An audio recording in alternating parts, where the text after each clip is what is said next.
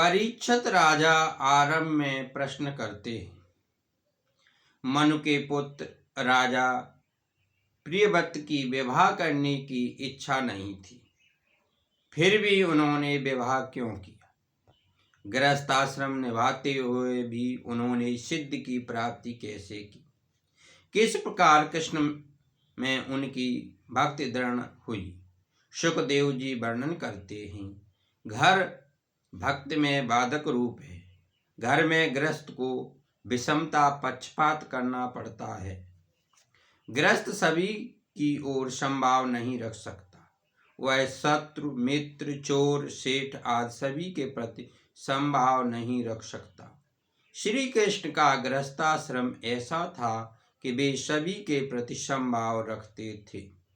एक बार दुर्योधन उनसे सहायता मांगने आया। वैसे उसने श्री कृष्ण का कुछ समय पहले अपमान किया था, फिर भी निर्लज्ज होकर वह सहायता की याचना करने चला आया।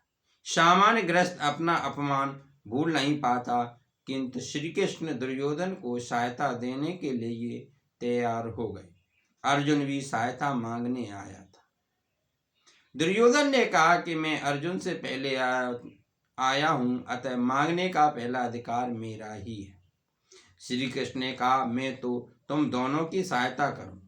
एक के पक्ष में मेरी नारायणी सेना होगी और अन्य के पक्ष में मैं निशस्त्र।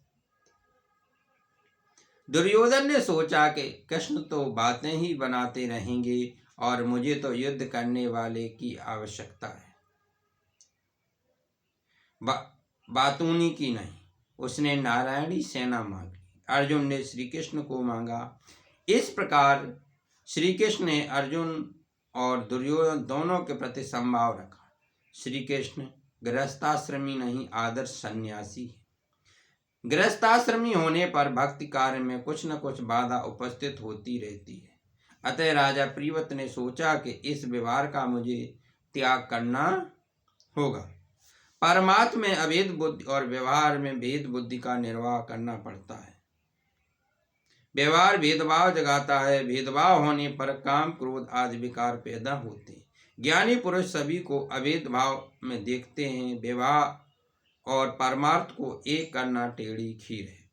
भेदभाव के कारण व्यवहार में बैर और असमानता उत्पन्न होती ही है। अतः ज्ञानी जन सभी प्रवृत्तियों का त्याग करके एकांत में भक्ति करते हैं।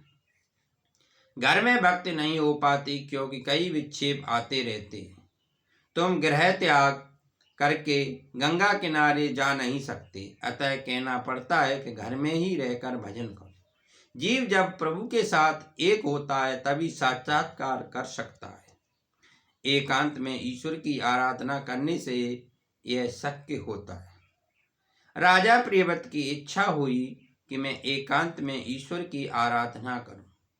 वहां ब्रह्मा जी ने आकर राजा से कहा, प्रारब्ध को भुगतना पड़ता है। मैं भी परमात्मा की आज्ञा से प्रारब्ध भुगत रहा हूं। मुझे भी प्रवृत्ति करने की इच्छा नहीं है। तुम्हारे लिए अभी वन गमन की आवश्यकता नहीं है। सावधानी से व्यवहार करो।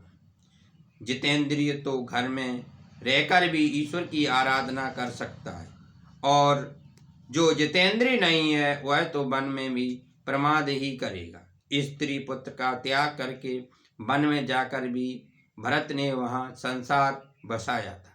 भरत जी वन में भटक गए। प्रहलाद ने दैत्यों का साथ रहकर कई बार के कष्ट सहकर घर में भी भक्ति की थी। भागवत सभी के लिए है, गृहस्थ के लिए भी और गृह त्यागी के लिए भी। भागवत की कथा मार्गदर्शन है। ऐसा नहीं है कि गृह त्यागी को ही भगवान मिलते हैं। पवित्र और सदाचारपूर्ण जीवन जीने वाले को तो घर में रहते हुए भी भगवान मिलते हैं।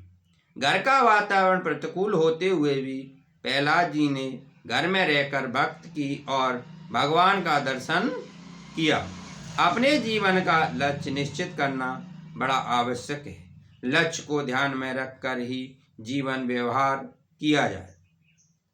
मानव जीवन का लक्ष्य है प्रभु की प्राप्ति। प्रहलाद ने प्रतिकूल परिस्थिति होने पर भक्ति की, जबकि गर्ग को भक्ति में बाधा रूप मानकर गृह त्याग करने पर भी भरत जी वनवास में भक्ति न कर सके। मनुष्य कहीं भी जाए, पंच विषय तो साथ आएंगे ही। घर में रहकर ही भक्ति करनी है तो प्रहलाद का आदर्श दृष्टि के समक्ष रखो, और वनवासी होकर भक्ति करनी है तो भरत जी का जीवन लक्ष्य में रखो। जीवन के पीछे 6 चोर लगे हुए हैं। वे 6 चोर हैं: काम, क्रोध, लोभ, मोह, मद और मत्सर। इन विकारों के वश में जो नहीं होता उसके लिए घर बाधा रूप नहीं है। गृहस्थाश्रम एक किला है, पहले उसमें रहकर ही लड़ना उत्तम है।